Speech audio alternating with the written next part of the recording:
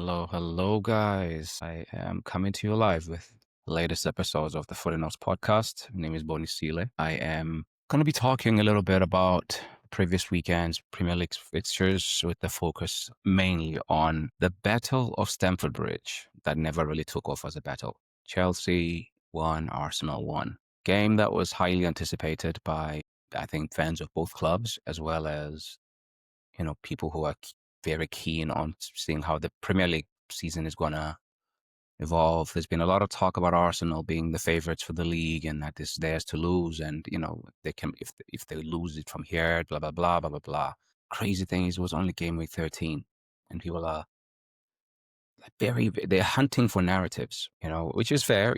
That's how you engage people in your storytelling. Every season needs to be a story. Each game week is a story. But one story I haven't bought is the one that if Arsenal were to lose the Premier League this season, or to not win the Premier League this season, because you can't lose something that's not yours, that it would be a bottle thing. I do think and believe strongly that Arsenal are the team to win it this year, but that's because I'm an Arsenal fan. I always believe at the beginning of every season that they are the team to do it. But this year, I think it's beyond belief. I can also see signs that Arsenal are still the team to beat, in my opinion. And this is shown by also the way people are praising teams for getting draws against Arsenal now. Chelsea, they played well. They played well for the game that they wanted to have. They did the things that they needed to do to neutralize the game, but it was a game that was dominated by yellow cards, in my opinion, which then also meant stoppages. The game was too stop-start, and I want to share a screen just now, just to speak to this part around yellow cards and the disruption of the game. And I think Arsenal doesn't do well in this type of thing. I think Newcastle are one of the earlier teams to show this about Arsenal's need for a fluid game. I think Arsenal loves a game that flows, that doesn't have too many disruptions. And I think Eddie Howe did this with that famous game at the Emirates, where the game basically was played on the sideline a lot. Like lots of stoppages, lots and lots of. The game was really much like ball and play time in this game against Chelsea. Let me start over. In the first half, the ball was in play for less than 24 minutes. It was 23 minutes and some seconds. That's a lot of time in a game that's supposed to be flowing, because that's what football is. Not American football is one thing. You do snaps, restarts all the time. But when this football, aka soccer, is that disrupted, then you don't have a football match. And Chelsea were trying from the beginning to raise the temperature of the game. Every single thing, from kickoff, Joao Pedro shoves, two shoves by Caicedo from kickoff, so Pedro on kickoff shoves Mosquera from like the jump, like literally the first 7 seconds of the game, runs at him, pushes him. Nothing from the referee. Fine, it's a derby. Caicedo does something similar. Within 5 minutes, you have Zubimendi getting a yellow card for a foul on Reece James. All of those three incidents could have been yellow cards if you want them to be. I'm not going to dwell too hard on the others not being punished. But I think when you allow a certain level of physicality as a referee, then you kind of have to be a little bit consistent. And Reece James, yes, I don't think it was a horrible yellow card against Zubimendi. But it's 4.5 minutes in, and Reece James is running sideways. It's not like he's through and kind of, going towards goal. He's running sideways. Is it a foul? Yes, it's a foul. Yellow card? Fine. It's a yellow card. But then he carries on. Actually, I have a better image of these yellow cards. Because Lewis Skelly gets carded too 8 minutes after entering the game. But we're back here. So this is it. Within the first 13 minutes, there were 3 yellow cards in this game. 2 for Arsenal players. And what's crazy is that Chelsea were actually the ones who were more physical. Cucurella himself, some may argue he was lucky to see the game out and not get sent off. He was walking a very tightrope the entire first half, engaging aggressively, excessively with Saka, following him everywhere, and then pretending he doesn't know why the whistle is getting blown. So for me, like I like a lot of what I saw, actually. Chelsea was my team. I wouldn't be complaining. So I'm not complaining, right? I've taken some time to try and digest what is it that I watched this weekend. And I walk away with a few things. Arsenal could not engage in a physical battle as much as they may have liked, because they kept getting punished. Whether it's right or wrong, I'm not going to argue that. But like when you finish the first half with 4 yellow cards, 3 of them are the defense and the one of the 2 central defensive midfielders kind of like positions. You have 4 yellow cards in that part of the pitch. That means you can't really be aggressive and press, because if it looks like you're going to stop somebody from going across, and Chelsea are good at transition. So I think the game Chelsea created by their antics and the way they were kind of like on the referee's ear all the time, especially Reece James, who, by the way, was the best player in the field. Reece James was, for me, the best player on the day. He did a lot of really good work with his off the ball work. Yes, I know how good he is on the ball. Like he can distribute. He can do like this. They score from a corner that he delivered. He takes all their free kicks. He can score from dead ball situations. He's got a clean right foot on him. Very cultured like footballer. No problem. His dominance of this game was not an on-the-ball dominance, in my view. He didn't dominate by dictating the play and whatever. And I think that's lost in some of the way people have been talking about his performance. I don't think he had a bad game, but he dominated this game by being a duel monster. Like he was basically very strong in his one-on-one duels. He won, I think, 11 of his 13 duels. The next other person with the most duels won in this game was Jurrien Timber, who won 11 too, but out of 15. Timber won 100% of his aerial duels, while Reece James won, I think 6 out of 7 on the ground, and then 4 out of 5, or something like that, like 4 out of 5 in the air.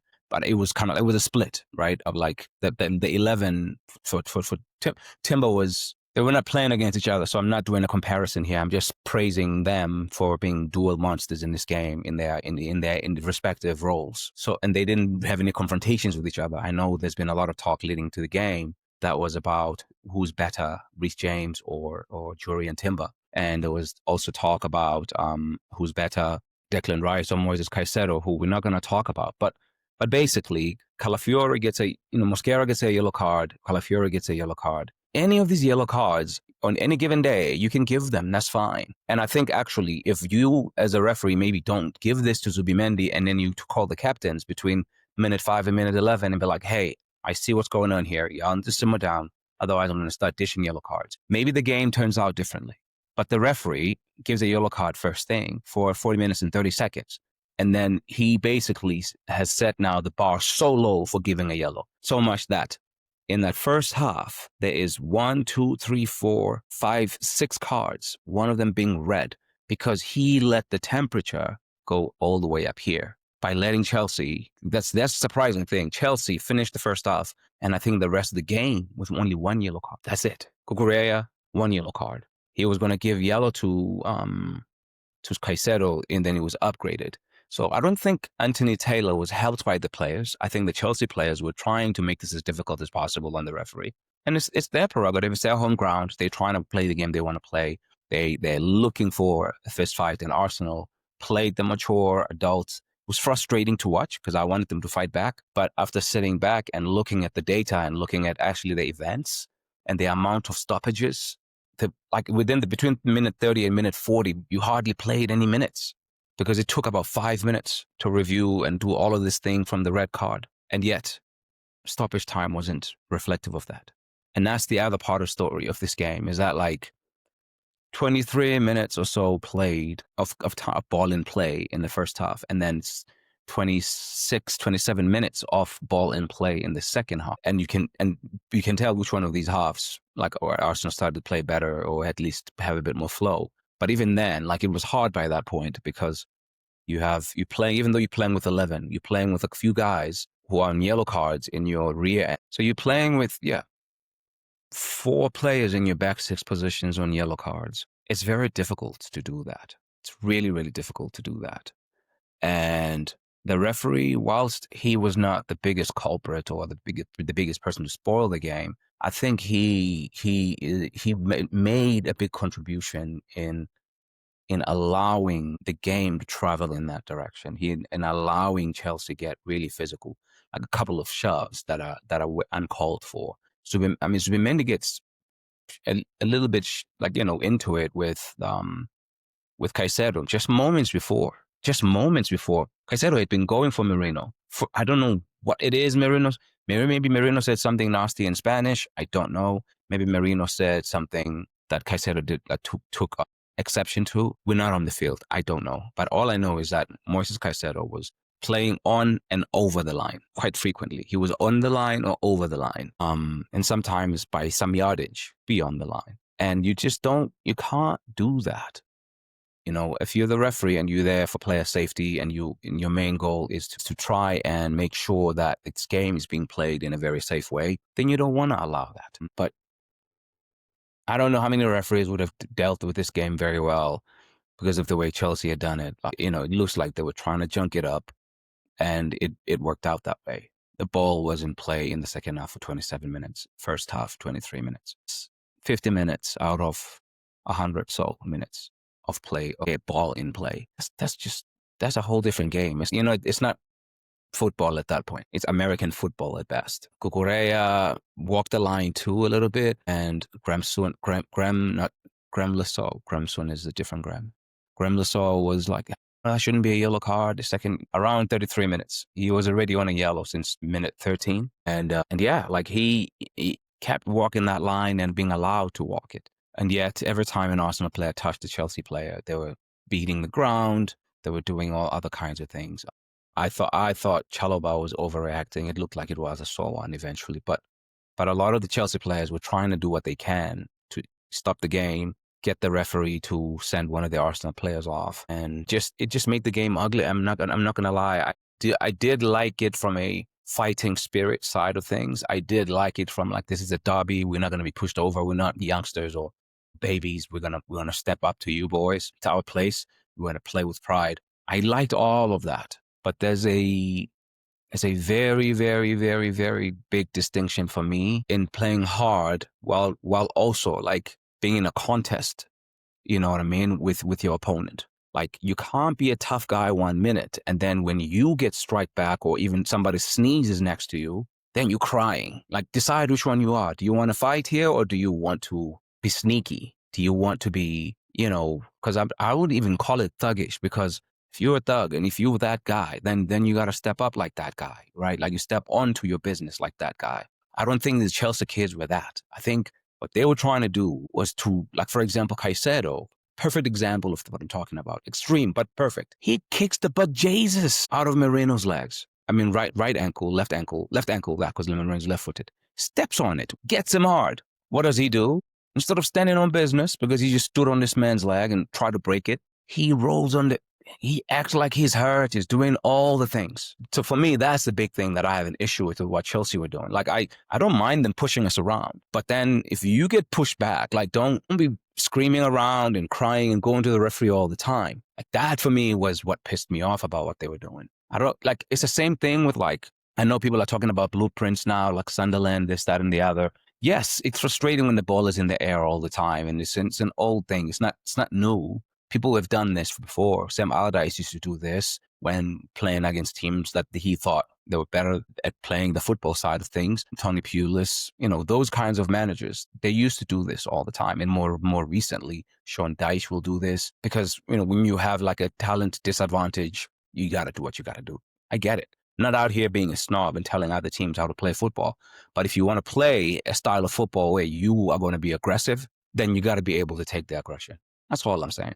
I think Chelsea did what they could as far as junking the game up. It was not a nice game. I just replayed it again. It was very emotional. In fact, it was so emotional that I turned down the volume. I had to play music and play it on mute. I usually love listening to the sound because I'm not at the stadium all the time, right? I'm not at the stadium ever for Premier League games. So like, I play with the sound and trying to hear like, what was the atmosphere like? What the home crowd singing? What songs are the Arsenal fans? Can I hear them on the screen? Like, just to get a feel for the game. With this one, I literally just put it on mute, and it helped me to kind of like see a little bit beyond. But I was still upset at the end of it all because you're playing against 10 guys who the thing that upsets me about this is that Chelsea actually did a lot of really cool things. They did. Like, they're a good transitional team.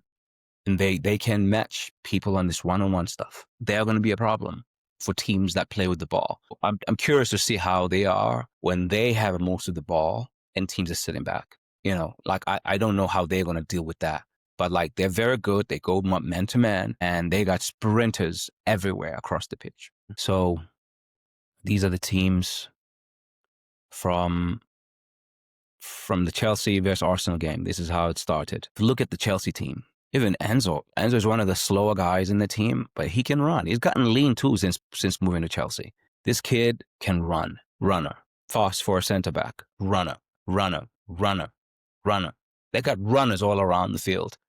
And he was the guy who didn't get involved in too much in the dark arts. But right here, you have dark art merchants over here. This lot, Caicedo. So like this side of Chelsea was where I think the shithousery was happening. Like right here. I saw a lot of shithousery from this lot. Chalobah, maybe not so much. These guys over here, it seemed to me that this is where the football was happening. They attacked Arsenal's right side a lot.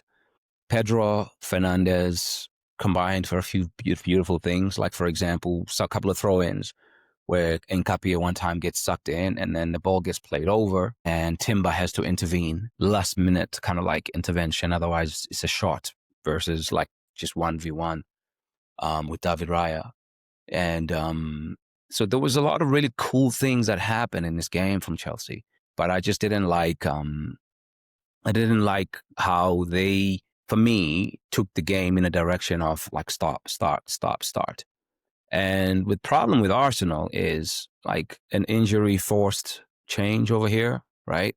And then again, a couple of injury enforced changes here. Outside of these guys that I've just highlighted, the rest of these guys have been playing a lot of football, a lot of football. So like these two, sometime between now and New Year's, they're going to need a break. Maybe split a game between them two and you play Merino with Odegaard or Merino and Norgard, who has not seen a game. Because like when you think about it, and this is kind of like what I'm going to go into, because the Chelsea game was a lot of emotion. It's not a lot of football that happened there. So I'm going to remove this side and then I'm going to transition to what I think Arteta should do in the Brentford game. All right. So this is the last team that played for Arsenal. And the bench was Ben White, Odegaard, Jesus, Kepa, Gyökeres, Norgard, Madueke, Nwaneri, and Lewis Skelly. Okay. It's a home game. Maybe Dalman makes the bench tomorrow. I don't know. But I'm going to go just based off of the last game that Arsenal played. And based off of the last game, what I think Arteta should do is that you should play these centre-backs again. They have to. Even if Saliba is fit for me, I'm playing these guys and then saving Saliba for Villa Park to play with one of them. Because if you aggravate Saliba's injury and then these guys don't get a repetition from what they did over the weekend, then you have a problem. Because you have to go back with them again. But now it's also last minute. They haven't had another rep. I think you want to nurture this relationship. Brentford at home is as good a chance as any, in my opinion. And you're going to have a lot of games coming up. You're going to have a lot of opportunities to play Saliba. But like I would start with these two. And then what I would do, I would move Calafiori to the bench and start with Miles at left back. And then I would also move this guy out of the team because he's playing a lot of football. And then I would go Ben White. That's a good back four. And then I would leave Kepa on the bench, even though I would be tempted. I would leave Kepa on the bench because David Raya, speaks Spanish, and Kepa Spanish too, but speaks Spanish, played with these guys. And if you have to use them again, he's going to be, again, behind them. Kepa was the keeper who played with them in the Carabao Cup. So then, where you can make some changes here, I would start with Declan Rice on the bench because Zubimendi did leave the field a little earlier than Declan. And what I would do is something that looks like this. These two, they know each other. Zubimendi +1 in midfield. I would do Zubimendi plus Norgard, and I would give him a breather. Actually, no, I wouldn't give him a breather. I would take him. Actually, no, give him a breather. Leave Martinelli on because Martinelli also needs games. Martinelli and Noni. But the way I would do it actually would be to have Bukayo also off, just from the start. And then you can play Martinelli and you can play Noni over here. And then you can have Martin Odegaard over here. And then you go Gyökeres. You let Gyökeres and Jesus share the minutes up top. If Jesus is fit enough to be on the bench, give him a run from like 70 minutes. Because you need these guys who were on injury watch. Problem is with this lineup, now that I'm thinking about it, is you have 1, 2, 3, 4 guys who are coming back from injury. That's too many. Because that means you have to change your entire front, whatever, 5. I would like to hear what you guys think about this. But like for me, this is still a good team. You're playing against Brentford, who are going to be challenging you on set pieces and all of that. And they're good runners, but Odegaard, this midfield is good. I like it. And I think that way you getting some much needed break for these guys who have been playing every 3 days, basically. And they will be playing a lot more football going into January. So I think you can make a case for Norgard maybe to start in midfield instead of Merino. Because Merino has also played a lot. That's another way you can go. And then Merino can come on, in the Odegaard position or here or here. Like, I think for me, that's the lineup. If you really, really want to preserve Merino, who's so important right now with Havertz being gone again. Like, we thought we were going to have Havertz back by now. He's not available. So these are the kinds of things that I think Arteta needs to be thinking about, is to how do you pace your squad well enough that they start peaking mid-February, March, April, May, like that they start doing this. It's been forced on him this time, and that's one of the beefs kind of like I have with the way he has handled the squad so far, is that he